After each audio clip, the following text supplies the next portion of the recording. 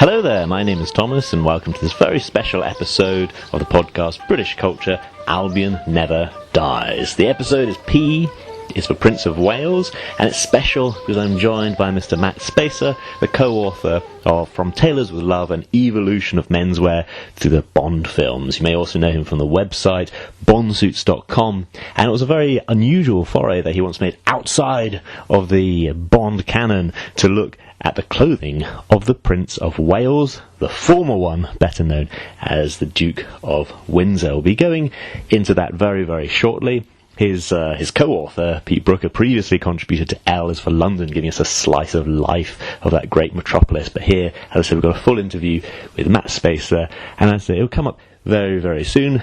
Prince of Wales was a really popular topic. I put a poll onto a Facebook group, Britain, People, Places and Pastimes, asking what should be the headline topic. And 51 people voted for Prince of Wales, and many people spontaneously gave me the topic on Instagram as well. Lots and lots of messages about Charles and Diana, but as I've looked into this topic more and more, thought about this more and more, I was looking at the title itself, Prince of Wales. My experience is that most people outside the UK don't have that much knowledge about Wales as, say, England and Scotland.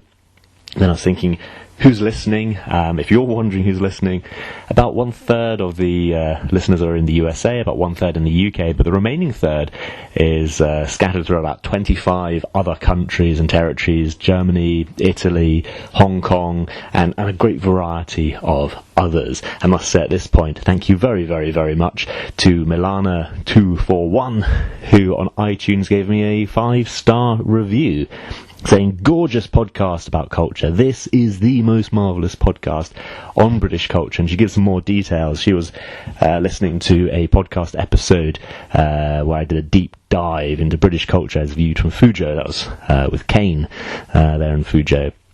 She said, I do think the whole podcast is great, but this particular one she really, really enjoyed. So thank you very much, Milana, because that kind of thing really does help people find this podcast. So as I say, with so many people listening who are not from the UK, I think it would be a really good idea for me to actually explain a bit about Wales and a bit about the Prince of Wales. So I'll be doing that after the interview with Matt Spaiser. Again, how did the title Prince of Wales come about? It is a slightly peculiar thing that the future King of England needs to be Prince of Wales first. After all, the President of the USA doesn't need to be Vice President of Puerto Rico first. The Chancellor of Germany doesn't need to be Minister President of Bavaria, and the President of France doesn't need to be the Mayor of Paris before becoming President, although Jacques Chirac was. But as I say, what we'll first look at is the fashion influence of Princes of Wales, which tends to be quite deep and quite profound. Previously, Kane and I did a long, deep dive into British men's wardrobes, and we looked at how formal British menswear really influenced the world. If you are a man and you have clothes, the chances are you'll have something in your wardrobe based on the traditional British formal wear. So it can sometimes seem like British people say we don't really have a distinctive one because you can find it everywhere, but that's simply because British menswear has had such a wide influence on the world, and one of the biggest influences on British menswear has actually been Princes of Wales. So we'll look at the late Duke of Windsor, formerly Edward VIII, and looking at the time when he was Prince of Wales. So he was invested as Prince of Wales in 1911 and acceded to the throne in 1936. So he had a good long stretch. About 100 years ago he was Prince of Wales, and the influences that he had on menswear still felt today. Of course, later he did become king, and is remembered as one of the shortest reigning monarchs. He's not the shortest reigning monarch. Lady Jane Grey is remembered in British history as the monarch with the shortest reign, just 9 days. He's kind of outside what we'd normally consider the main line of British monarchs. Of course, we go back to the Anglo-Saxon era. We have Swinfalk Beard, who briefly deposed Ethelred II, known as Ethelred the Unready, in 1014, but only ruled for 40 days. Edward VIII reigned from January to December 1936, a total of 10 months and 21 days. So one of the shortest ever reigning kings in British history. His time as Prince of Wales, in many ways, was much more influential, and of course a big comparison to the current Prince of Wales, who's the longest serving Prince of Wales, Charles. So as I say, we'll talk about these two, primarily the Duke of Windsor, but also the current one, Charles, but especially through the lens of menswear. Charles has had an interesting influence on menswear. Charles became Prince of Wales back in 1958, 6 years after he became heir apparent. And he had his investiture 11 years later. This ceremony, which may seem very ancient, is actually very, very modern. It was designed by David Lloyd George for Edward VIII, and it was adapted for the current Prince of Wales to be very TV friendly.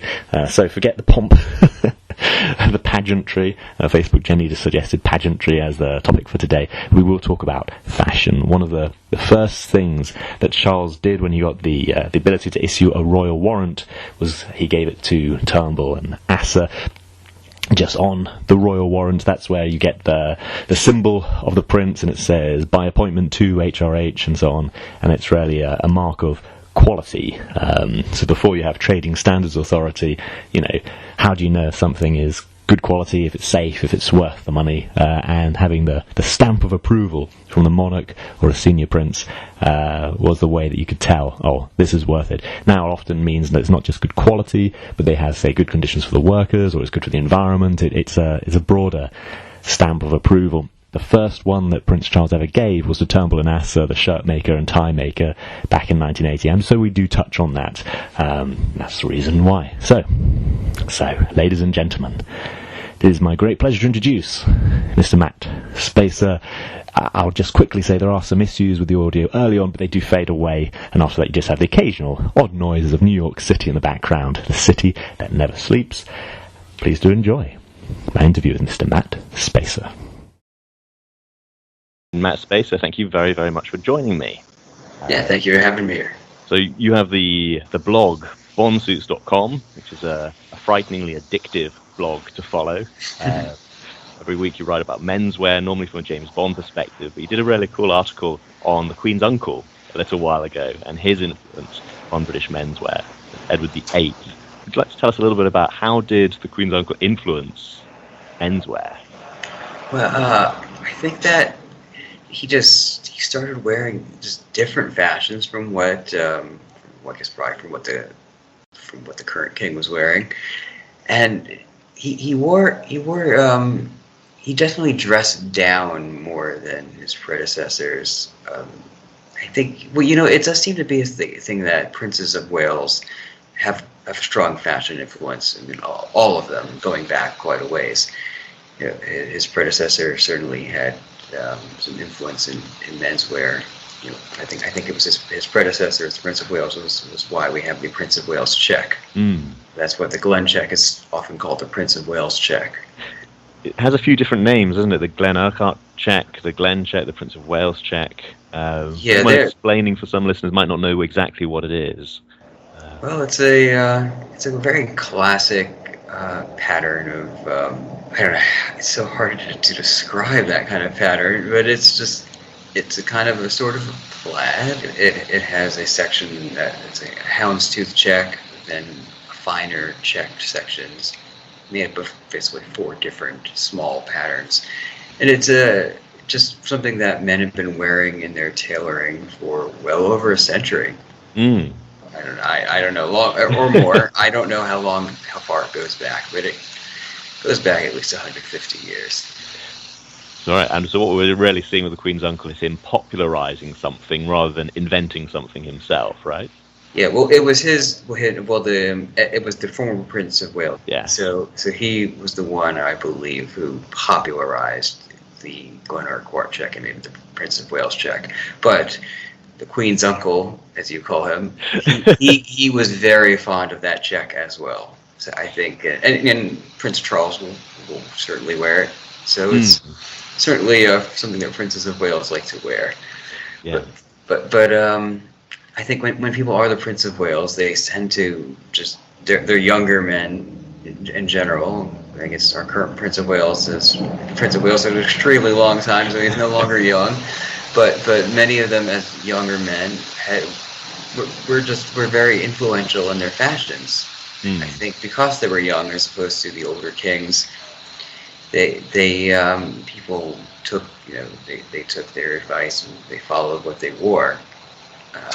It was Edward VIII, who's quite influential in his fashions. He took his clothes very seriously. He was very passionate about what he wore. It's reflected in magazines at the time, right? There's lots of photography. People seem to follow and would copy what he wore. Because I guess he was. There were movie stars at the time. He was Prince of Wales, but he had more influence in men's fashions probably than the movie stars did. Whereas today, it's mostly just movie stars that lead our fashion, and possibly some rock stars. That was more of a 1960s thing, I think, when the rock stars really had a strong hold on fashion influence. But I think back then, the Prince of Wales was the one that people wanted to copy for fashions. So there were a number of things. What would you say were the biggest influences he had?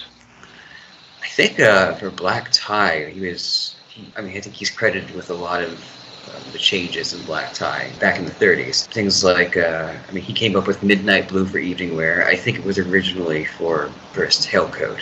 He wanted a midnight blue tailcoat rather than a black one. Some people say it's because he thought it looked better in photos. All right. Photographs at that time, they weren't what they are today.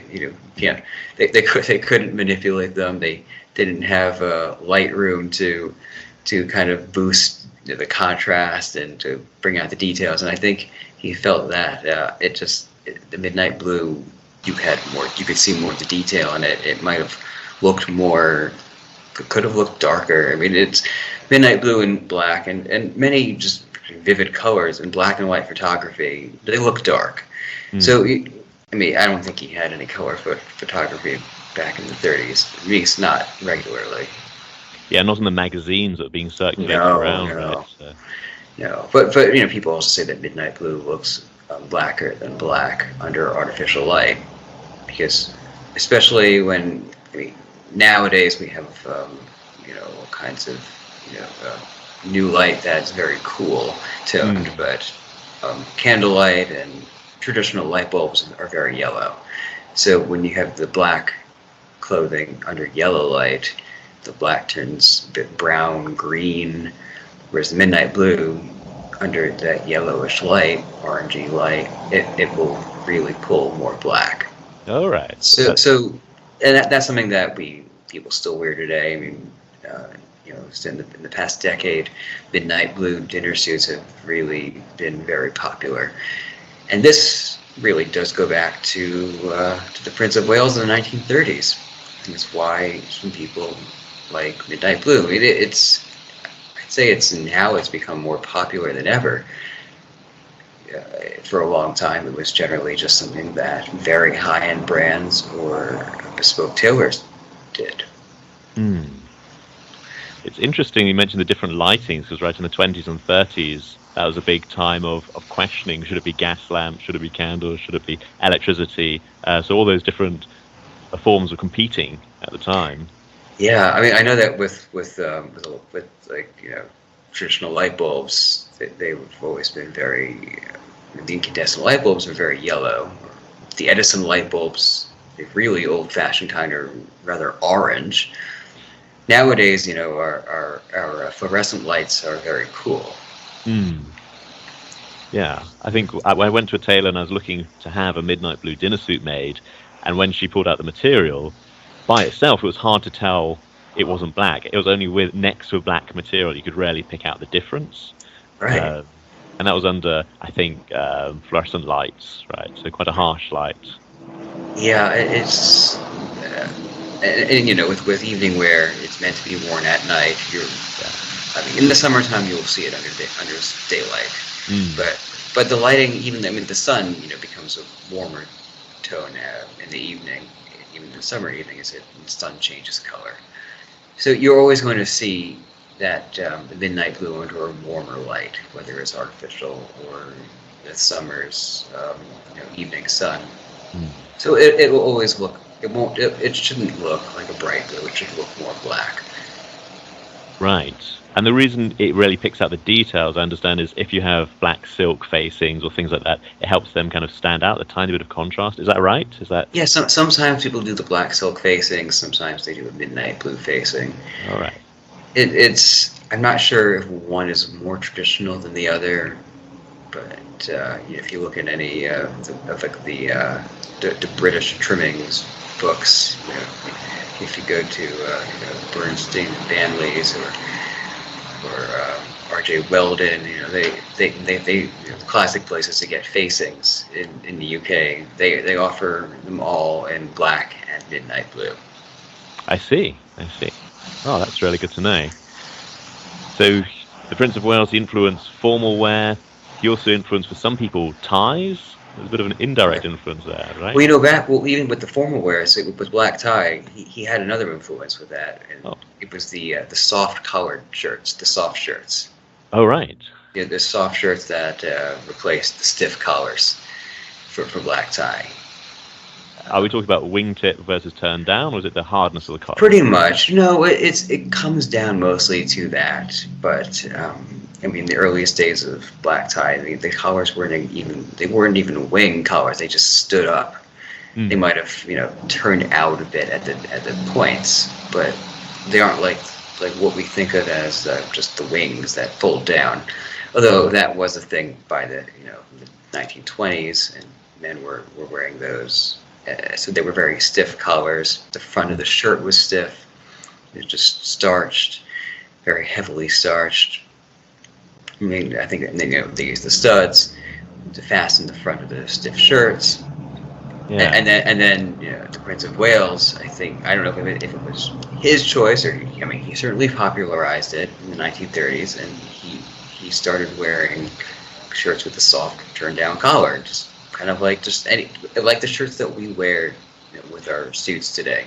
Right, because traditionally we'd have a collar that's not always attached to the shirt, right? We'd have them stored separately in little collar boxes. Right, so his collars were attached. They weren't starched, or maybe lightly starched in laundry, but they weren't that heavy starch that perhaps only the barristers wear today. Yeah, and it's interesting. Like, this seems, at the time, it seems very informal, and people are talking about what an informal prince he was. I mean, he's not hanging around in jeans and t-shirt. Yeah, but these were certainly less formal. I mean, the shirts. Yeah. So he started wearing shirts, that had a pleated front instead of the starched bib.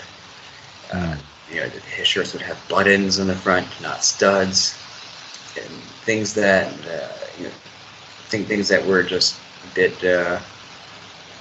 They were quite a bit different from what people were used to, but they very quickly took off in popularity in the 1930s. Those fashions made it to America. So they were. At some point, the Americans started going back to the stiffer styles, although maybe not in the stiffness, but back in the 1980s in America, men all of a sudden started thinking that they were supposed to wear the wing collars again. Oh, right. Had a resurgence. Yeah, that did in America, but I don't know if that really ever had such a resurgence in the UK. I don't think so. Of course, the fashions can be a little different. You mentioned in your article that the Prince of Wales had tab collars, which didn't become such a big thing in the UK, but did take off in America. They did. They certainly did in America. I think he was wearing those possibly back in the 1920s, and they were a thing in the 20s. I know in America, and they came back like in the 1960s and 70s and 80s. They were very popular in America. Oh, right. But, and we've seen them on James Bond recently, right? It's which was quite a surprise to me when in Skyfall to see James Bond in a tab collar, but especially because I think in our times, I certainly think of them as an American thing, even though they were something that the Prince of Wales wore now probably around about 100 years ago. He was wearing them. He was a transatlantic prince. He married an American lady, so... Yeah, and I think that might have something to do with his really wide-ranging influence. Yeah. He lived in France later in life, so he really was not tied to the UK. But whereas it's really hard to imagine, say, Prince Charles as as not being 100% British in every way. Absolutely. He recently won an award for being a style influence, and he said that I'm fashionable as a stopped clock. I'm fashionable once every 2 decades. Yeah, I think that I've definitely found him to be very influential in my fashions. With Prince Charles, I appreciate his small tie knots. I think they look very unassuming, very elegant, quite the opposite from what the Duke of Windsor wore. Yes, yes. But can you elaborate a little bit more about the Prince of Wales, the former Prince of Wales? Yeah, so so he wore his ties with a very thick interlining, something that made his ties very very thick. And then when you tie the knot, that thickness in the tie translates to the knot itself. Do you have any vintage ties? Have you handled any vintage ties? I've just actually recently been looking at some second-hand ties, and it's interesting. I see from a distance the colours, and I think those would be fantastic. And then I hold one, and I realise something about the width, the length. Well, they tend to be very flimsy compared to the ties that we wear today. Yes. Ties, probably. Especially in the past few decades, they tend to have been beefed up, kind of like what the former Prince of Wales wore. Mm. He wore I'm sure everything he wore was bespoke. He wouldn't have gone into a store and purchased something off the pegs. No. Right? I don't think not even his ties. So he had it back then. I don't think I have any ties older than the 1960s, maybe the 50s. Those ties are very thin. There's like almost nothing in the interfacing. So you have, and that ties and going back further were also very thin. You can tell just from photos. They tend to tie very narrow knots, whereas the former Prince of Wales, his ties were very thick. So the tie, the knots, just that translates into a thicker knot, a wider knot, a bulkier knot. I see. Yeah. Something you might think of as a full Windsor.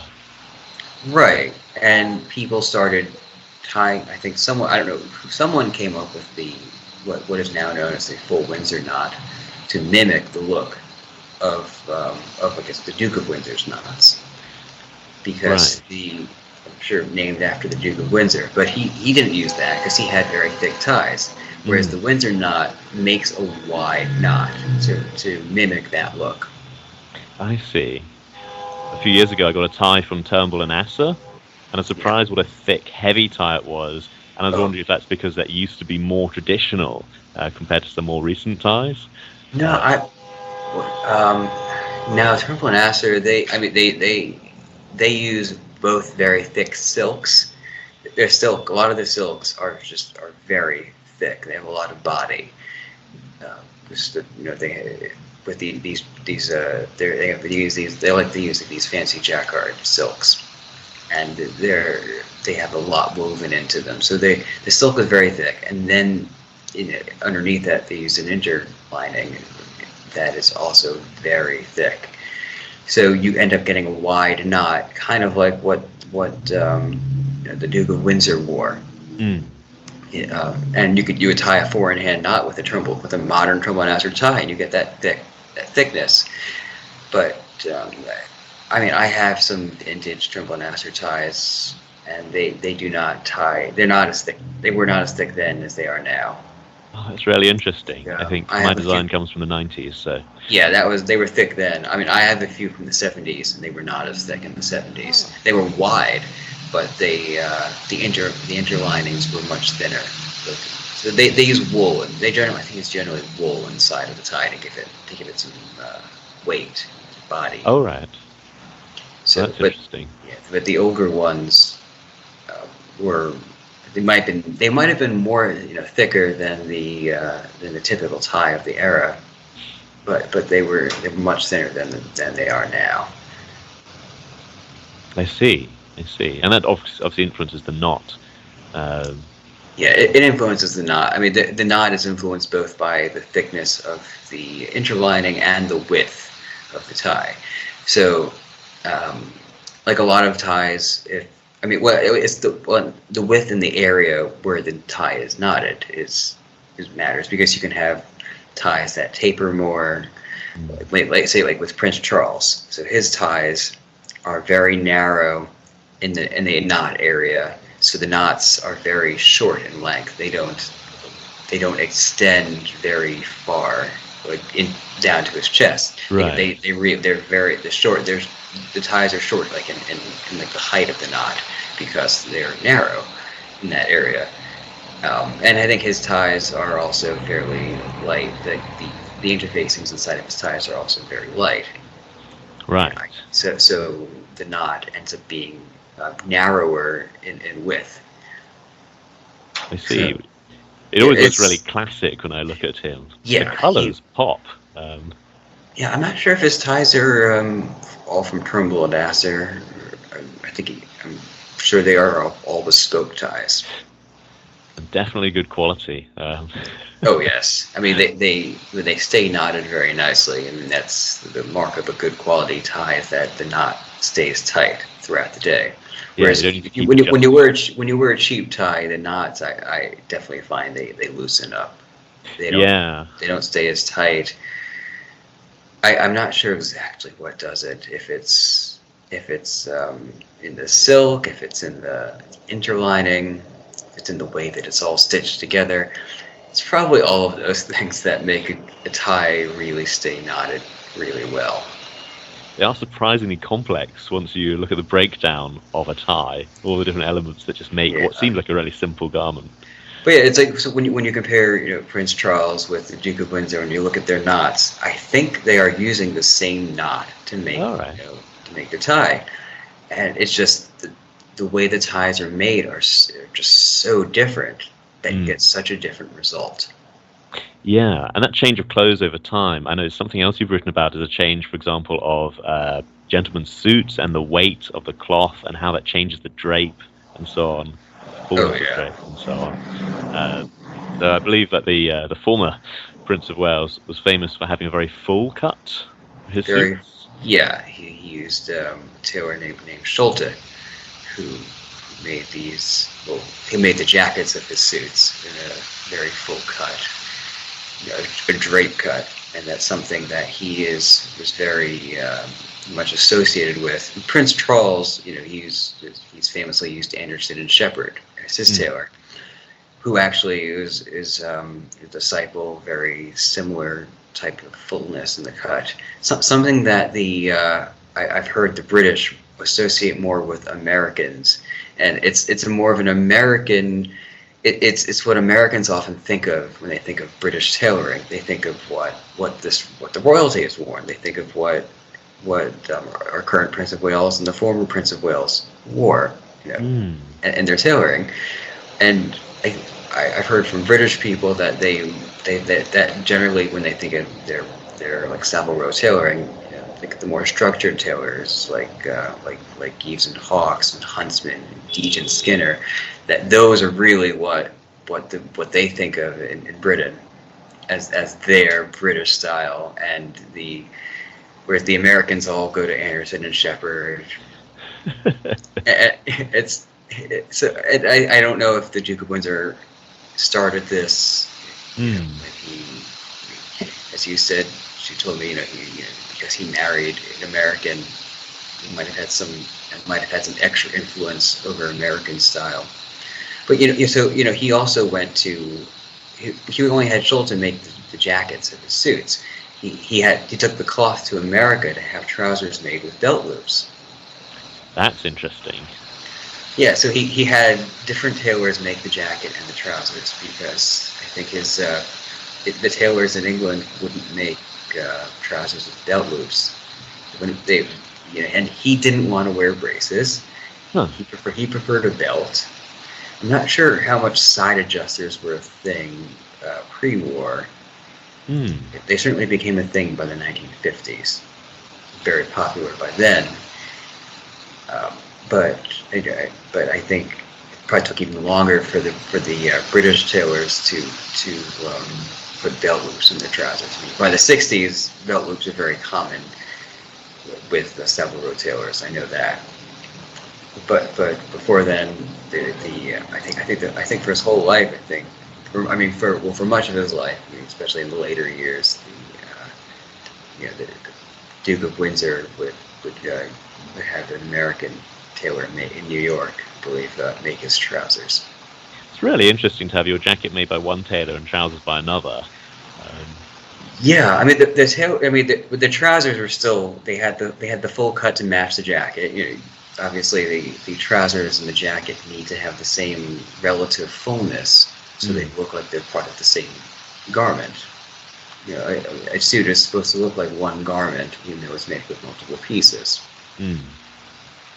Yes, otherwise it would be an odd jacket or something else, a blazer. Right, and it doesn't look right. So if someone wears a full cut jacket and narrow trousers, I saw my former President Trump would sometimes wear his jackets were always full cut, but in the last few years he started wearing these narrower trousers, and they really didn't look right. He looked very unbalanced, whereas so people would complain about how baggy his trousers were, but I think they were better than the modern skinnier cuts that he sometimes also wear. When you get that mismatch of styles, right? Yeah, but I mean, former Prince of Wales, Duke of Windsor, he went to the world's best tailors to have exactly what he wanted made, and the trouser maker was aware of the jacket's cut. He knew how to make the perfect trousers that would work for the jackets, and he put the belt loops on them. Yeah, and it seems so natural now. I mean, in the 90s, all suits seemed to have belt loops. There didn't seem to be another option. Right. They've been a thing since after World War II. I'd say that belt loops have been quite standard. Yeah, so it's interesting. A lot of fashion has become standard, especially for workwear for men. After the Second World War, became standardized. But I think the Duke of Windsor, I think he had found his trouser tailor and wanted to stick with him. I think that his tailor in England still didn't want to make belt loop trousers. That is interesting when you get a tailor with really strong views. I mean, the first tailor I went to, I had a very specific idea of what I wanted, and he said, "No, I'm not making you that. I'm going to make you something else."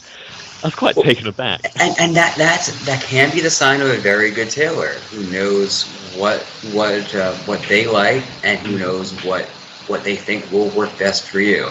It's good that they have opinions, because the tailors who have no opinions generally don't know what they're doing. You're right, and of that tailor, I think he made something much better than what I had in mind. I think so. I learned to accept professional judgment. But the former Prince of Wales, he knew what he wanted. Yeah. I mean, he went to the tailors that made what he wanted. He knew he would choose the tailor that would make what he wanted, rather than a tailor whose views he agreed with. Yes, that is interesting, and then it influences a lot of the men who followed him, read about him. Even today, I guess. I say we have the echoes of his influence. Oh, yes. Okay, then thank you very much. So your article is available on your blog, which is bonseats.com. Yes. And a new article out every week. Pretty well. Yeah, I try. It's I'm glad that right now, I've been going through all of the outfits of No Time to Die. And I'm happy to have this new content to write about.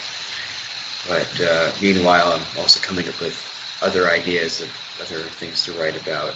And that after I'm done with all the No Time to Die outfits, and maybe I'll take a break from No Time to Die. But I'm almost through all of the looks, all of Bond's looks. So I might just keep going with those. I only have a few more left.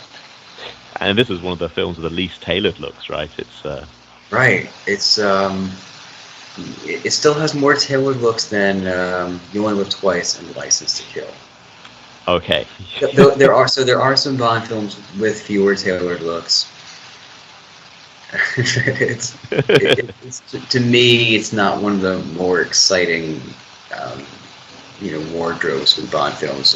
Like Spectre had so many tailored looks. Yeah. And I love that about that wardrobe, that there was so much tailoring in it. The film overall felt very lavish. Yeah, so that speaks more to me. Fair enough. But I have to ask, a favourite Bond look, if you could have anything from Bond's wardrobe? There are a few. I have a few favorite looks, like the dark gray flannel suit in Thunderball. Beginning of Thunderball, that's one of my favorites. I love Roger Moore's blue silk suit in The Man with the Golden Gun that he wears to the nightclub. I had a suit. I had a blue pick and pick wool suit made. That was really inspired by that one. But I didn't go for the silk because it's just a bit too. It can be a bit too expensive, too luxurious, too hard to take care of. Yeah. Roger Moore said to love that suit and wanted to take it home, but he loved that one. Yeah, unfortunately, Cubby dumped a bucket of paste on it. Yeah, I said that seems to be one. I mean, he did wear a bunch of other suits from that era in his personal life. You'd see him wearing in interviews, wearing other suits, but that one you don't get to see him wear that, and I'm sure he would have made great use of it. But silk probably does not hold up to the same level of wear that wool does. Mm. Yeah, I think he even wrote an article on this, The Spy Who Loved Silk. Yeah, yes, he simply loved his silk suits, which is not the most practical thing for James Bond. I don't know if the former Prince of Wales wore silk suits. Prince Charles has this. Had a just beautiful cream silk Dupioni suit, the double-breasted, of course. I think I saw some photos from the 1980s. He wore this one. But I don't think I don't know what's happened to it. Well, he likes to take care of his clothes. He likes to recycle and repair and carry on. So maybe that's his gardening suit now. Yeah, no, I do appreciate that he does really try to wear his clothes as much as he can to get the most out of them. I think it really just shows a good appreciation for clothes. But also appreciation for the craft that goes into them, not throwing them away when they get a little bit worn, but just to really to get the most life out of them. And I mean, it's good for the environment, good for the wallet. It is. He's conscious about that. Oh, he certainly is. Okay, Mr. Spaiser, thank you very, very, very much for joining me. I'll let you get on with your evening. Thank you for lending your insights into both Prince of Wales.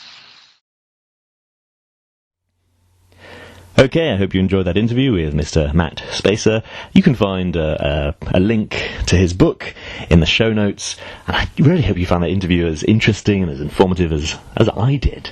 Now, at the beginning, I promised I'd have a look at Wales and the Prince of Wales. So first of all, what is Wales?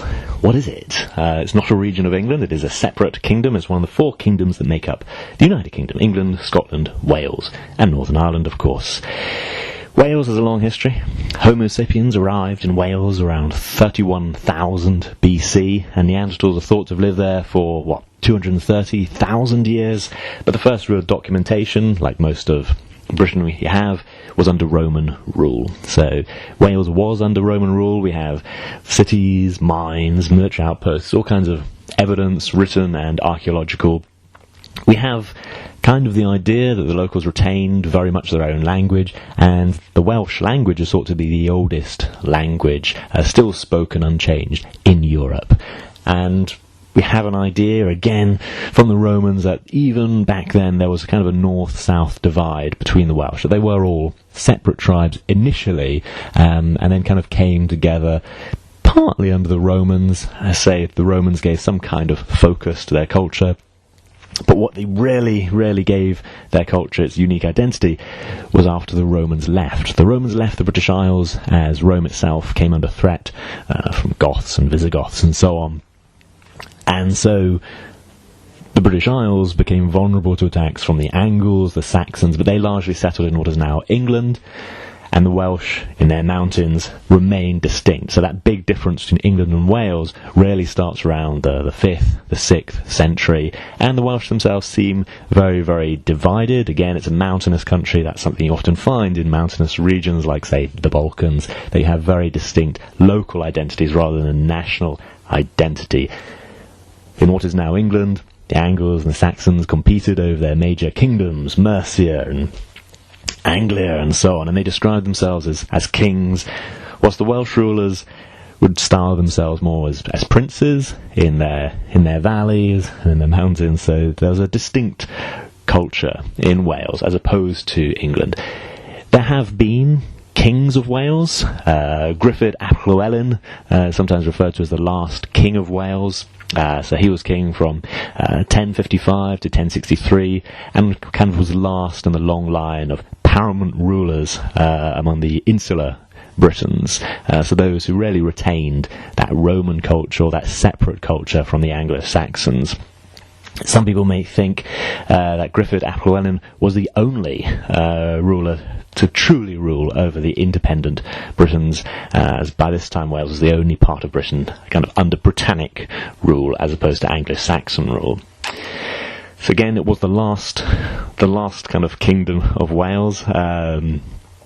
Say 1055 to 1063, shattered by a Saxon invasion in 1063, just prior to the Norman invasion of England and then Wales. So after that we have a long series of princes. The Normans were not able to control Wales, and they did control some areas along the marches. So when William the Conqueror came over and conquered England, he had made loads and loads of promises to all the people who followed him that he'd grant them so much land. As he ran into difficulties governing England, he kind of licensed some to go and settle all along the borders of what's now Shropshire. But again, Wales remained quite distinct and quite different. So we have a series of native rulers who style themselves as princes as opposed to an English king. Now, the last native ruler of Wales died on the 11th of December 1282, and that's under the Plantagenates in England, the successors to the Normans. He was executed on orders of King Edward I after his successful conquest of Wales. Edward I then granted the title Prince of Wales to his son, who was also named Edward, who would then become Edward II and give the title to his own son, imaginatively called Edward III. And Edward III is the English king on whom many Arthurian legends are loosely based. And there's a bit of a Welsh connection there, as many Arthurian legends were previously based on kind of Welsh kingdoms, the post-Roman rulers who tried to keep the good Christian governance of Albion. So Edward III was both influenced by those Welsh tales, but also influenced future Arthurian tales. So this is how we have a Prince of Wales who is normally then the King of England. And this is a tradition that has, of course, continued right up until the modern day, with very few breaks. It is a title that the reigning monarch hands out, and of course, if it's handed to you and you then become king, it just simply returns to yourself until such a time as you hand it on to the next person, your chosen heir, your heir apparent, which of course right now is Charles.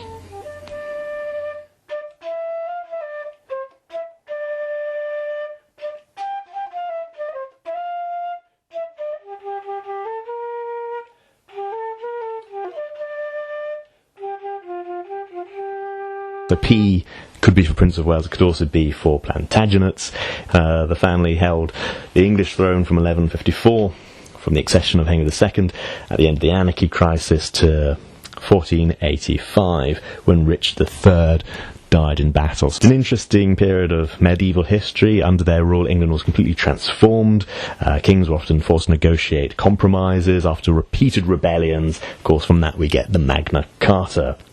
which essentially exists to constrain royal power. It has been suggested that if you look at the last 1,000 years of constitutional history in the UK, it really is one long struggle to restrain the power of just one family. But a lot of this happens under the Plantagenates, and you also get distinct national identities, French, Scotch, Welsh, Irish, and English becomes a primary language as opposed to French under the Normans. It's an interesting bit of the past, and past was suggested as a P topic by Max Ruse on Instagram. I guess we do tend to look a lot to our history. And Kid Bonfan on Instagram suggested that P could be for Peasants' Revolt. This is at the time of the Plantagenets and is the first great popular rebellion in English history that's really successful. Going back further, you have Herod the Wake, but that was not a successful rebellion. The Peasants' Revolt was successful. Its cause was the imposition of an unpopular poll tax in 1380, and it brought to a head the economic discontent that had been growing since the middle of that century. And the rebellion's interesting. It drew support from all kinds of sources. We call it the Peasants' Revolt because that was a distinguishing feature of it, but it also attracted support from well-to-do artisans as well. So Richard II met those men outside London at Mile End, where he promised them cheap land, free trade, the abolition of serfdom, and forced labour. Now, during the King's absence, the Kentish rebels in the city had forced the surrender of the Tower of London. The Chancellor, the Archbishop, and the Treasurer were executed. They were responsible for the poll tax. But that brought in the king to negotiate, and he was a very, very young king. He negotiated with the rebels, and said this was what he promised. The promises were largely forgotten after the rebellion was subdued, but the poll tax was also forgotten. That again became a distinguishing feature of it, and why it's sometimes seen as a very successful rebellion from the peasants' point of view. Very successful. P. Again, I'm going to run through some of these suggestions very, very quickly because we spent such a long time with the Prince of Wales. Such a happy time. I'm very glad we did. P is for Pound Stirling. This was a suggestion of Kane and Fujo, who has accompanied me and really instigated so many of these deep dive episodes. And he was suggesting British pound because it's the world's oldest currency still in use. It's around 1,200 years old, dates back to Anglo-Saxon times, and it's gone through many, many changes until eventually evolving into the currency we recognise today. It's one of the oldest and most traded currencies in the world. Especially, incidentally, if you're trading from one currency to another, say if you're trading from dollar to rand, a lot of people actually transfer to pound sterling and then to rand for reasons that are interesting to me. I don't know how interesting they are to a wider audience, but it's to do with time zones.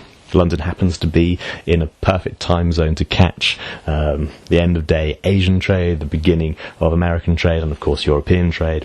It's got a long history of being a money-changing centre. It's got a proven, robust legal system, and it's generally seen as, frankly, respectable and safe, proven by a very good track record. So currency trading is a huge industry in the UK. And really, as I say, the pound starts with silver pennies, around since 775 AD, with King Offa in Mercia, a Midlands king, generally credited with being responsible for the widespread adoption of these. First fully printed banknotes were in 1853, which is surprisingly late to my mind. Before that, following its establishment in 1694, the Bank of England just issued partially printed notes, which had the pound sign on them in the first digit, and then the numbers had to be added by hand, and each note had to be signed by one of the bank's cashiers. They were relatively unusual.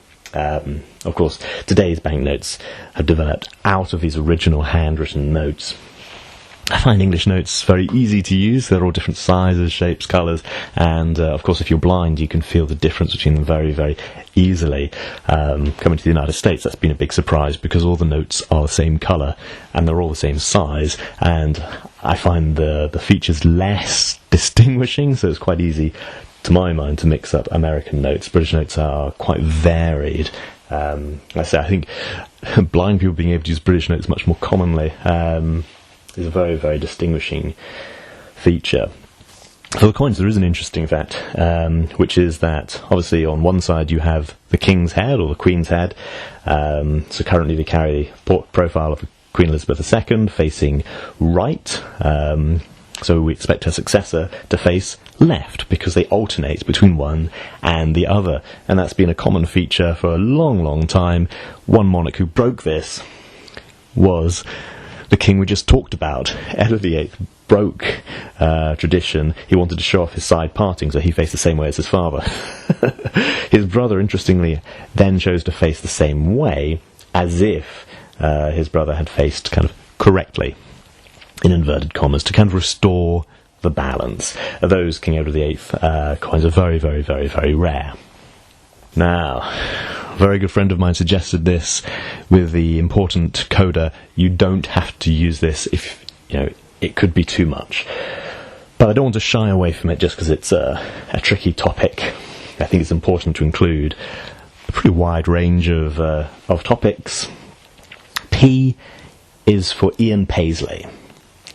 He's a very, very interesting figure, and in conversation with my friend I said he's universally seen as, and then stopped, and as I realised I have no idea where that sentence was going. At the beginning of the sentence, hadn't planned out the end. We both looked at each other and I couldn't think, and he said he's universally accepted as having been. Ian Paisley is universally accepted as having existed. He is a very divisive figure, perhaps a very controversial figure, but I realise perhaps outside the United Kingdom he's not perhaps very well known. Ian Paisley's full name, Ian Richard Kyle Paisley, born April the 6th, 1926 in Armagh, Northern Ireland, and died in 2014. He was described by the Encyclopedia Britannica as militant Protestant leader in the factional conflict that divided Northern Ireland from the 1960s. He was First Minister of Northern Ireland from May 2007 to June 2008. He also served as a member of the British Parliament from 1970 to 2010, and from the European Parliament 1979 to 2004. Interesting thing there is how much overlap there is between those various different jobs. He was very, very popular among his core followers. Again, I'll stick to the Encyclopedia Britannica article here, because they have absolute facts, not opinions on him, and I think do well with a very straight article on a very controversial figure. So, the son of a maverick Baptist minister, Paisley was ordained by his father in 1946. He co-founded and became moderator of his own church, the Free Presbyterian Church, in 1951. In 1969, he founded the Martyrs Memorial Free Presbyterian Church in Belfast, Northern Ireland. From 1961 to 1991, membership in his churches increased tenfold, although the 1991 consensus indicated they attracted less than 1% of Northern Ireland's population. Again, sticking with Encyclopedia Britannica's own words, Paisley's strength lay in his ability to combine the language of biblical certainty with that of politics at a time when many Protestants were uncertain about their constitutional identity and fearful of their physical security. His ideological message combined militant anti-Catholicism with militant unionism. He supported the Union, the United Kingdom. From the 1960s, Paisley strove to become a leader of the Protestant opinion in Northern Ireland by organising street protests and rallies. These activities led to frequent confrontations with the authorities, indeed, and a brief prison term for unlawful assembly in 1966. That year he established the Ulster Constitution Defence Committee and the Ulster Protestant Volunteers, which served as paramilitary adjuncts to his church. So we see him here leading a section of his community politically, religiously, and in the streets. In 1970, Paisley was elected to the Parliaments of Northern Ireland and the United Kingdom. In 1971, in an attempt to broaden his electoral base, he led a split in the Ulster Unionist Party, co-founding the Democratic Unionist Party. Throughout the 1970s and 80s, he tried to turn the DUP into the largest unionist party, but with the exception of one local council election in 1981, it always finished second, behind the UUP. Although his personal following was never in doubt, in the elections to the European Parliament in 1999, he received more votes than any other candidate in Northern Ireland. His popularity showed some signs of waning after 1994. That is, of course, when some of the peace negotiations start up in Northern Ireland. Despite his considerable oratorical skills, his huge personal following, his vibrant churches and well-organised political party, Paisley failed to impede attempts at a negotiated settlement of the conflict in Northern Ireland. A process that he maintained was driving the province in the direction of Irish unity and away from the United Kingdom. In April 1998, 8 political parties signed the Good Friday Agreement on steps leading to a new power-sharing government in Northern Ireland. Although Paisley had earlier refused to participate in the multi-party talks that included Sinn Féin, the political wing of the Irish Republican Army, and campaigned against the accord in the popular referendum held in May 1998, he ran for election the following month and won a seat in the new Northern Ireland Assembly. He is, as I say, a very, very controversial figure, and funnily enough, his son, also named Ian Paisley, is now a member of Parliament, again, representing the interests of the same community. So I'd say he's a very interesting figure, but I hesitate to say, give any more adjectives beyond that, because he is a figure who, if you were to research yourself, you could find so much, but so much divide on either side. As I say, Encyclopedia Britannica seemed to be the most down the middle, which I really appreciated. So that's where I'm drawing most of this information from. Perhaps this could be a recommended rabbit hole, with a caution that it goes deep. As mentioned a few times, he represented Protestant interests in Northern Ireland. On the Facebook vote, 16 votes were held for Protestantism, and it was also suggested by Kane. So, what is Protestantism? Protestantism constitutes the second largest form of Christianity after Catholicism, with a total of 800 million to 1 billion adherents worldwide, or about 37% of all Christians. Within Protestantism, you have Anglicanism. Western Christian tradition has developed the practices, liturgy and identity of the Church of England following the English Reformation. I've talked about the English Reformation quite a few times, especially I talked about, say, Puritans, Church of England and Catholic conflict quite a bit with Oliver Cromwell, and going far back after that. The Church of England is one of the largest branches of Christianity. It's got about 110 million adherents worldwide. As of 2001, that was a while ago, I realise, and adherents of Anglicanism are normally called Anglicans, but in some places they're known as Episcopalians, I believe especially in North America. A foundation of the Church of England is, of course, the Book of Common Prayer. Again, I've talked about this previously when talking about the Reformation, and talking about, I think, Henry VIII, and talking about Oliver Cromwell. A good part of our history is really about the formation of the Book of Common Prayer. The original book, in 1549, was one of the instruments of the English Reformation. It replaces various uses or rites in Latin that had been used in different parts of the country with a single compact volume in the language of the people, so that now, quote, "From henceforth all the realm shall have but one use." It was, of course, suppressed under Bloody Mary and then restored and revised and restored again throughout the succeeding conflicts with Bloody Mary, Queen Elizabeth I, English Civil War, and the restoration of the monarchy. Oof, it has such an interesting history that I think this is one where I can safely promise a future deep dive, because there's so much history in what can seem a fairly benign, fairly simple document, but in fact the formation of it, there's a lot to it. There's a lot to it. I'll leave it at that. Thank you to Jonathan and to Julian on Facebook for suggesting P is for Pimms #1 cup. Pimms is, of course, an alcoholic drink, very sweet and syrupy and quite strong. If you want to make a proper Pimms, you take a jug, fill it with ice, mix 1 part Pimms with 3 parts chilled lemonade, and then add mint, cucumber, orange and strawberries, and enjoy. Now, I think this has come up before. There's a difference between what North Americans call lemonade and what Brits call lemonade. That in America it's more lemony, and in Britain we mean kind of clear, fizzy stuff, not really made with actual lemons.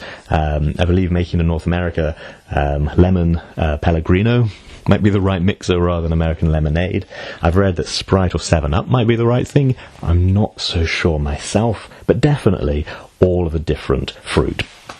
I have a story that I tell some Brits, which is I once went to a pub, asked for a Pimms, because it was a nice summer's day. The pub was in front of a beautiful canal with a cricket field. It was such a beautiful English summer day. I thought, I need a Pimms. So I asked for it, got it, and there was no fruit. And it was really, really strange. For many Brits, the story ends there. Gosh, they had no fruit. What a funny, is that a real Pimms? I'm not sure, but it is a lovely, lovely summer drink. Just taking a sip of water. Not Pimms. It's not Pimms o'clock, sorry.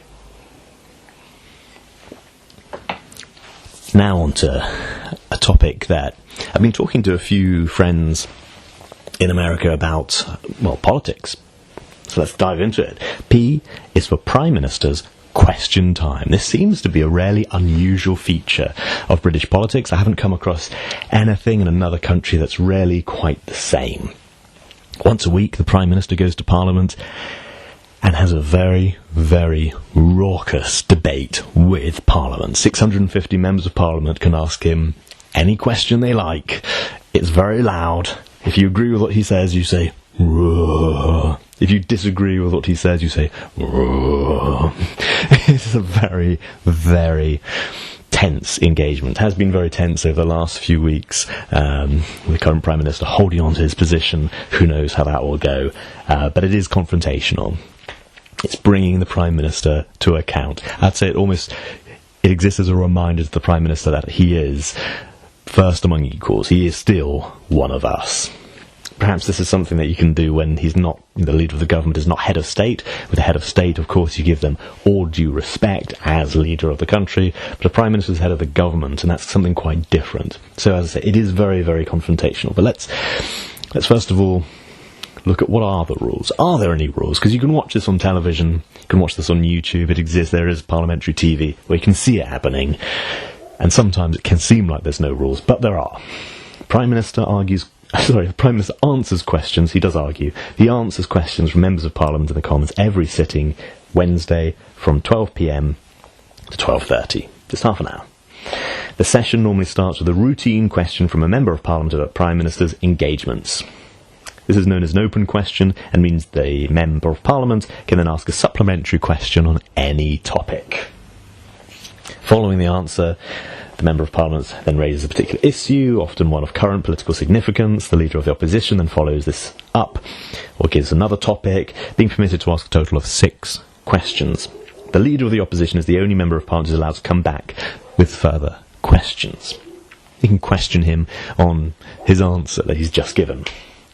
Now, most members of Parliament will table the same question about engagements, and if they do, only their names will appear on the question book. After the first engagement questions have been asked, any other MPs who tabled the same question are simply called to ask an untabled supplementary question. This means, in theory, the Prime Minister will not know what questions are going to be asked. However, the Prime Minister will be extensively briefed by the government departments in anticipation of likely subjects that they could ask about. So when you watch it on TV, you see the folder in front of him or her, and he does have a huge amount of information at his disposal and has been selected, but he doesn't know the questions. They are coming in hot and live. It is a test of his political mettle, or her in 2 previous cases.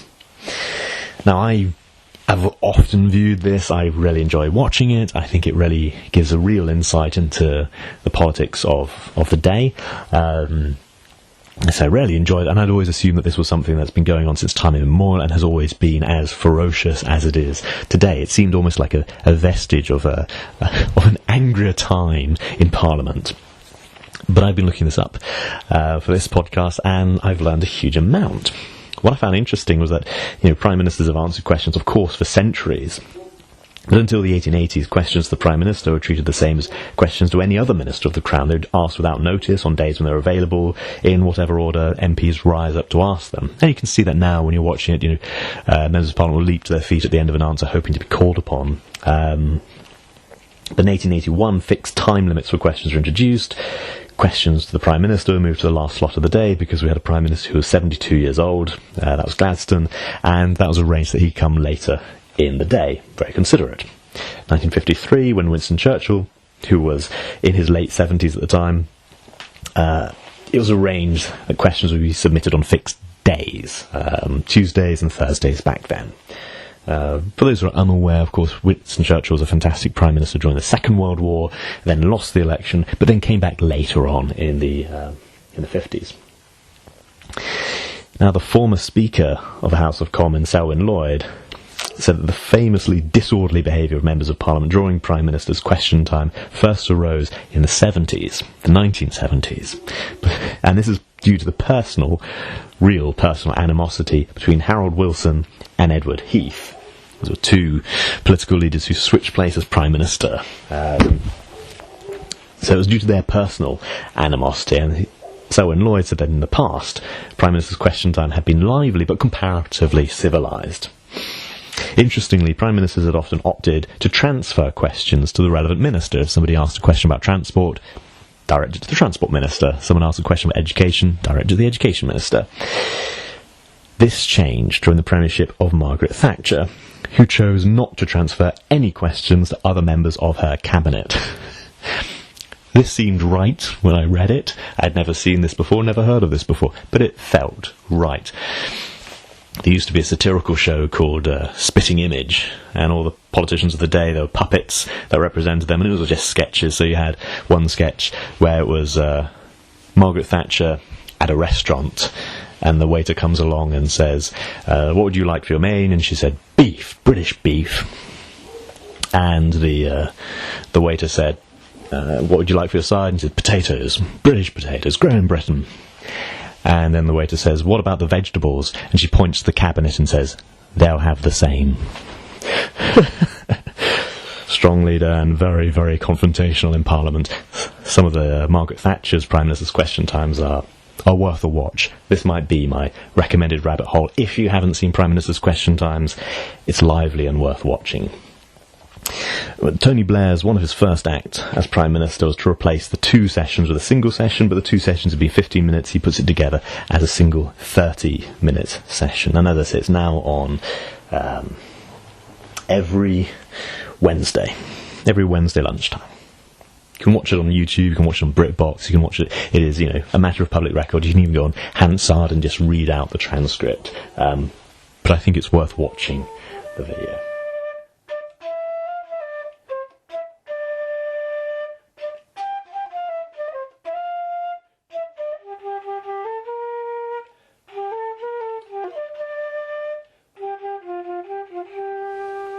Oof, lively stuff to cuddly stuff. Daniel Gaster, Ozzy Bond Guy and Ladies Who Bond all suggested Paddington Bear. Secret Flower of the Day, great little Instagram account, also messaged Paddington Bear but added, technically, he comes from Peru. Which he does. I looked on the Paddington Bear official website because I want to get real information. I don't want rumours about this bear.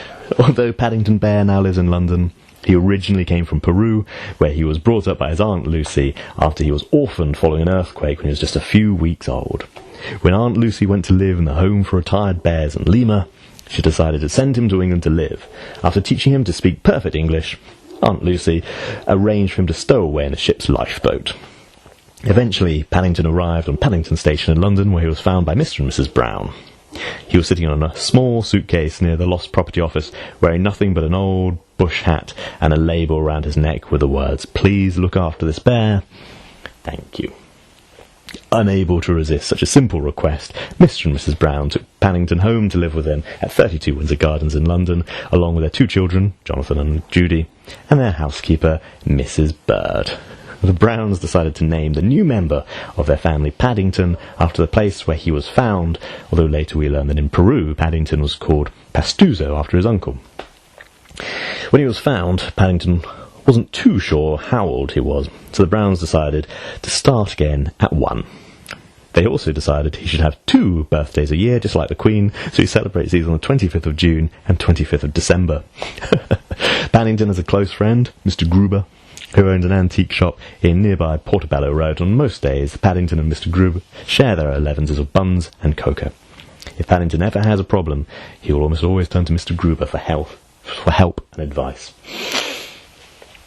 As you may have guessed, this is a children's story. It's a lovely children's story, a series of books, a series of great animations. Again, you can find the BBC kind of adaptations on YouTube in cool little clips. Of course, there's been movies about him. I agree that this is a very, very British thing, but I think one that can be enjoyed worldwide. They're written by Michael Bond, he was asked about the origin of Paddington, and I'll quote here exactly what he said. "I bought a small toy bear on Christmas Eve 1956. I saw it left on a shelf in a London store and felt sorry for it. I took it home as a present for my wife Brenda and named it Paddington, as we were living near Paddington Station at the time. I wrote some stories about the bear, more for fun than with the idea of having them published. After 10 days, I found that I had a book on my hands. It wasn't written specifically for children, but I think I put into it the kind of things I liked reading about when I was young. It's now sold more than 35 million copies worldwide, has been translated into 40 different languages, including Latin, for any Latin speakers who are listening. And in 1997, Michael Bond was awarded an OBE for services to children's literature. If you want more information on O, of course, listen to the previous episode, followed by CBE in the Queen's Birthday Honours in 2015. For the last 37 years of his life, Michael Bond lived in London, not far from Paddington Station when all began." Oh. Wow. Well, the next topic is a very British thing. It's been suggested on Facebook by Patricia, Joan, Jeanette, Alistair, on Instagram by Sifu Lamas, and it is pub. P is for pub. Joan gave a full name, public house, and Andy suggested pub life. It's, bars in the United States of course exist, but they tend to be for drinking, purely. Pubs, of course, it's nice to have a nice pint in a pub, but it's more like a coffee shop sociologically, I'd say, in a village. You have a pub as a centre of village life. You can go there at lunchtime and have a good lunch, maybe a drink. But I'd say there is a distinct difference between American bars and British pubs, and certainly a distinct difference between British pubs in America and just normal pubs in Britain. And again, like many things, it's to do with the history. English common law imposed sociological responsibilities for the well-being of travellers on inns and taverns, declaring them to be public houses. They must receive all travellers in reasonable condition who are willing to pay the price for food, drink and lodging. In Tudor times, that's 1485 to 1603, selected innkeepers were required by Royal Act to maintain stables, and some innkeepers acted as unofficial postmasters and kept stables for Royal Post. Public houses were traditionally owned and operated by licensed publicans, but by the early 20th century, many of them were owned or somehow connected to larger kind of corporations. But in the latter part of the last century and the beginning of this century, more and more pubs have started up and become independently owned and operated. It's come up in the papers in the last week that the oldest pub in England may be forced to close down due to financial conditions. However, it is hotly contested what is the oldest pub in England. There's many pubs that actually claim that title, and many of them have actually closed and then reopened. I mean, the last 1,000 years has been quite busy, so I always take this with a pinch of salt. There we go. P is for pub.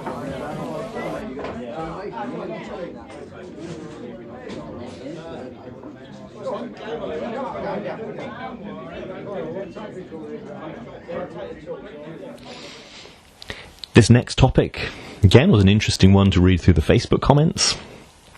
Stephen, Donna and Bernie suggested P is for posh, whilst Julie suggested P is for poor. There's a lot of discussion around this. What is posh? Does it just mean fancy? Does it mean upper class? A lot of people would say it stands for port, out, starboard, home. So if you were taking a ship out to British India, then you go on the port out. If you were coming back home to the UK, starboard home, and this was the part of the ship that was in the shade. It's a very, very, very popular belief. Certainly the Merriam-Webster dictionary takes a stand against this belief, and there's lots of discussions online about, is this true? There seems to be a lack of evidence. I'm not convinced that lack of evidence means it's a false etymology. It may be true, and that we don't, people didn't write down everything. I was listening to the BBC Start the Week the other day, and they're talking about the origin of handshakes. When did people first have the handshake as a standardised greeting? They think it was a couple of centuries ago that it becomes standardised. I mean, people had shook hands in various different ways, but greetings were probably localised and then become standardised, especially with, ambassadors and kings, and I guess the understanding of modern democracy where it's an equal greeting, unlike a bow or curtsy. But what they said is that people don't write down generally, and then I gave them a high five. I mean, it's just not a common thing to write in a diary how you greeted someone. So if you write a diary, please do just write your everyday mundane stuff. So again, where does the word posh come from? It's generally agreed upon that it's port out, starboard home, but there are etymology enthusiasts, who argue that there's just not enough evidence for it. So there we go. Does lack of evidence mean it's false? I'm not sure.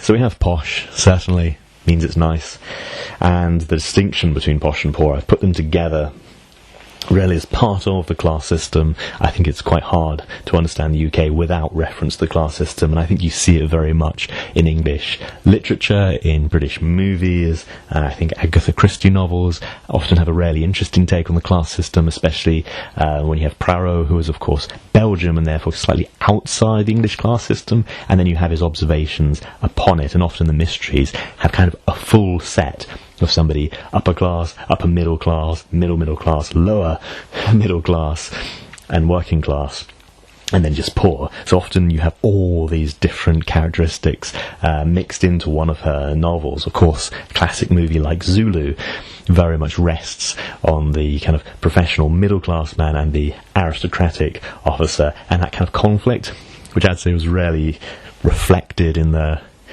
relatively recent Star Wars movie Rogue One, in which you have a really similar conflict between two of the bad guys.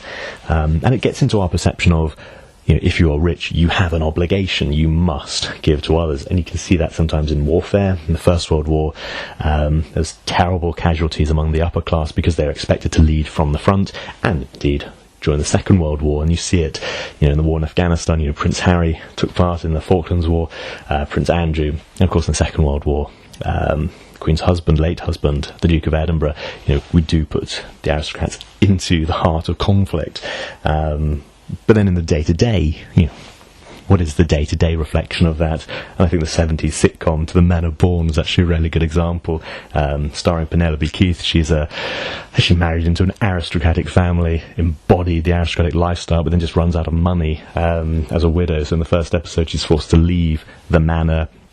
A young nouveau riche comes in, and she takes it upon herself to teach him what are his duties. And I find that really interesting. Like, you can't just live in your house and do what you want. No, you're the lord of the manor. You have responsibilities, and she has to hammer them into him over the course of the series. To the Man of Bourne. I enjoy it. Pretty old show, but I do enjoy it. And it's on BritBox. Love BritBox, catching up on so much. Another popular topic for P. P is for pie. So Ursula and Sue on Facebook suggested this, and Sue said pie, preferably steak with chips and gravy. Sarah said pie and mash.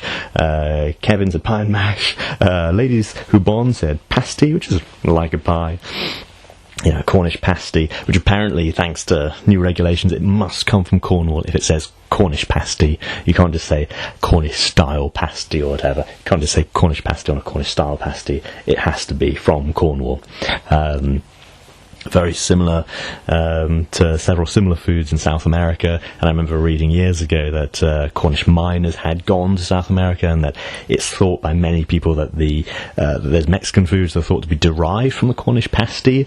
Then again, there's also very similar foods that are completely unrelated in South Asia and East Asia, which are thought to have developed independently. The idea of getting meat, vegetables, and wrapping in a pastry does seem a very popular and quite common idea throughout the world.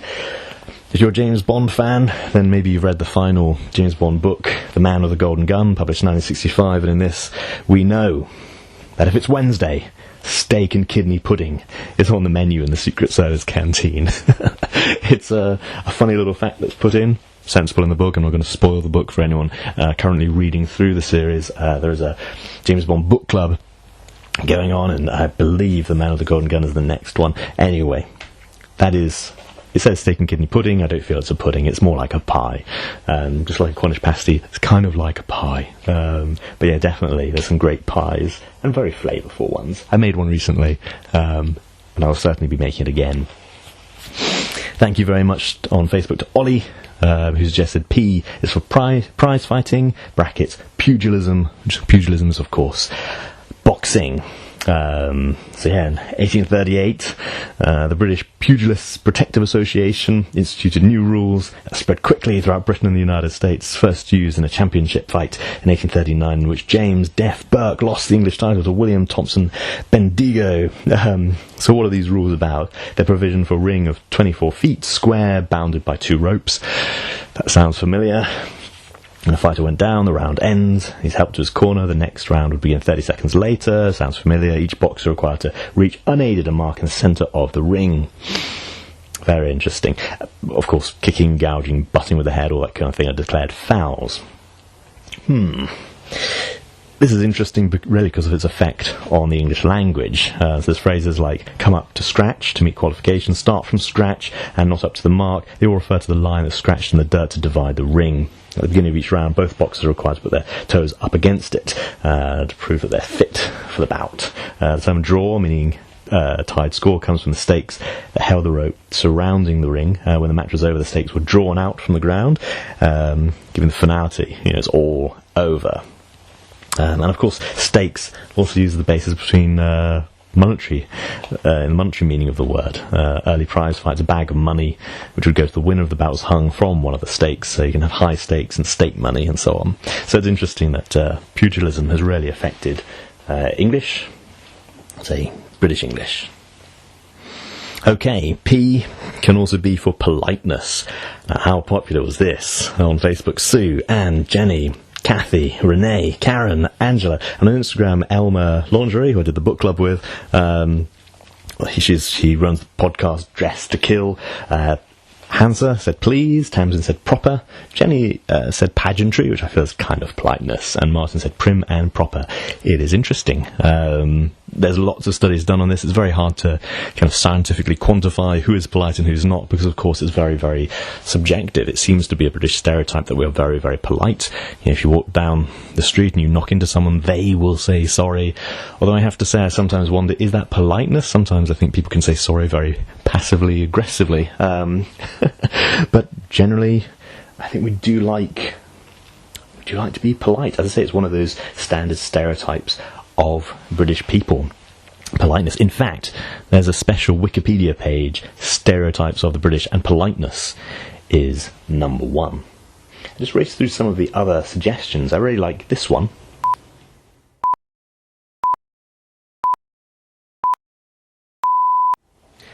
Pips, as in time. These are the time pips. Pips were introduced in 1924 and have been generated by the BBC since 1990 to mark the precise start of each hour.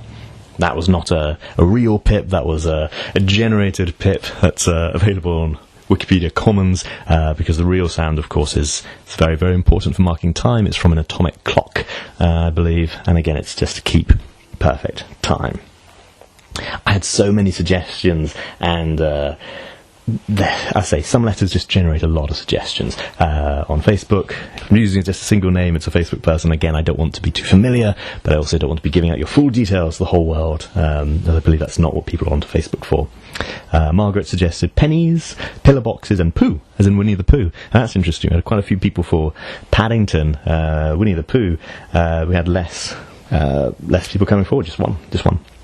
Martin suggested Pontefract cakes. I absolutely agree with that, because of course I did a video on Pontefract cakes that you can see on YouTube, www.youtube.com/British culture. That's me. You can find all my videos there, and I really enjoyed that video on Pontefract cakes, because I got to enjoy a Pontefract cake, which, if you're not aware, is licorice. He talked about the pencil museum and pop music. That's, again, something in the United States. Lots of people are familiar with British pop music, even in China. Adele was playing in all the shopping malls, and the Beatles are definitely still pretty well known. Gina suggested penny for the guy. Again, have a look on my podcast and on YouTube. Remember the 5th of November. Full explanation there. Skeldra said park. Pamela and David said pride. Yeah, I think most British people are very proud to be British. Michael suggested palace. There's so many palaces in the UK to go around and see. Julia said PO, as in post office. I quite like that. And Erica suggested pantomimes, an essential part of Christmas. Shirley suggested patience. I don't know if British people are uniquely patient. I do my best to be, though, for sure. And Debbie suggested punk rock. Very distinctively British. And Pint. Yeah, need one of those down the pub. Jan said Patriotism. Again, I think most British people are quite proud, and I feel most British people are quite patriotic. Darren suggested Peas, mushy one, and that was a popular answer. Tom said Pluck, and Evie said Porridge. Again, one more from Debbie, which was Poppy Day. So I like that. I did, a special podcast on Remembrance Day, which we also sometimes call Poppy Day, and talked a bit about the symbology of the poppy. And that's my podcast entitled November the 11th, Remembrance Day. Debbie suggested Pomp and Circumstance and the Proms, which is really good. Again, I did previously cover it on E is for Elgar, and Linda suggested Portsmouth, which I thought was a really good one. It's known for its maritime heritage. It's a port on the south coast of England. There's Portsmouth Historic Dockyard. There's the National Museum of the Royal Navy, very, very important. There's the wooden warship HMS Victory, where Nelson died in the Battle of Trafalgar. There's the HMS Warrior and the Tudor ship Mary Rose. There's a lot going on. If you love naval history, yeah, Portsmouth is the place to be. Mike on Facebook and Aussie Bond Guy on Instagram suggested Parliament. Absolutely. Again, I'm going to keep covering this as often as I can, whether it's Prime Minister's Question Time, Oliver Cromwell, or the development of democracy in Britain. I do feel it's one of the most distinctive features of Britishness, actually. And again, Chelsea, proud. I came through with a lot of people. Again, looking at Instagrams, I'm going through my answers. Kid Bond fan suggested police telephone boxes and Peaky Blinders. Absolutely. If you're a fan of Doctor Who, you know, this alien who travels through time and space in a 1960s police telephone box, you'll be familiar with them and understand my excitement when I go to the UK and have my photograph taken with one. I do enjoy the odd episode of Doctor Who. But I haven't seen Peaky Blinders yet. I'm going to have to get down to this. From Shetland with Love suggested politics and Pax Britannica, the idea the British Empire provided peace around the Seven Seas, around all the places that were part of the British Empire, and really enforced a kind of peace for a good century. Sifu Lama suggested St Paul's Cathedral, such a distinctive landmark in London, and Peter Sellers, great old comedian. James Bond Locations did suggest pudding, like that. I was at a restaurant recently and I asked for the pudding menu and they said we don't do puddings, we have a dessert menu, obviously understanding a bit of a crosswire there. But I mentioned Wikipedia has a special article on stereotypes of the British, so let me get to that as my penultimate topic. Their stereotypes, Wikipedia's stereotypes. First of all, politeness. Again, so interesting. So many people saw that as a standout feature of the UK. Humour, which of course on Wikipedia is about Humour, the British way. Again, it's said to be quite cynical. I do find that if you watch a British or American comedy that are on a similar topic, there's a really, really different feel. Comedy really is one of the most culturally specific aspects of any culture. I find Turkish humour totally different from, say, Chinese humour or American humour. Germany does have humour. It just happens to be very, very different. Tea, that is a stereotype of the British, and a very true stereotype. I think one of the few countries that drinks more tea than England is, in fact, Ireland. It's very, very much. We drink more tea per capita than China. Lack of emotion. We don't have a lack of emotion. We just hide it sensibly, as you should. Teeth. I find that so interesting. Americans, it seems to be America only has this stereotype that British people have bad teeth. I've read so much on this because it's such a funny thing to me. I've never come across this in any other part of the world, but it seems such a fixed thing in America. I think it was in the 50s and 60s that Hollywood has its ideal that you must have absolutely white teeth, and in Britain this is just rejected, that you should have like ivory, normal coloured teeth. Normal to my mind, I'm British, but our ideas of teeth beauty was different, and of course there's global dental surveys on who has healthier teeth.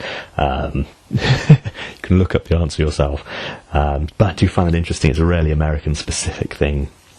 Food, that was one of the stereotypes of Britishness, normally associated with bad or bland food, which I think is very, very untrue.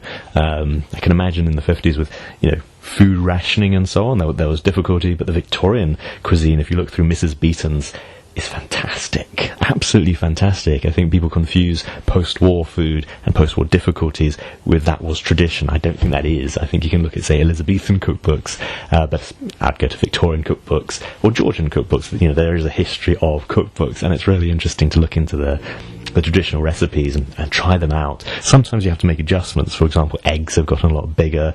Certain what seem like very basic foods have changed, like butter. But you can make modern versions of these very traditional pigeon pies and so on, and I think traditional British food is fantastic. So here I thoroughly disagree with the stereotype.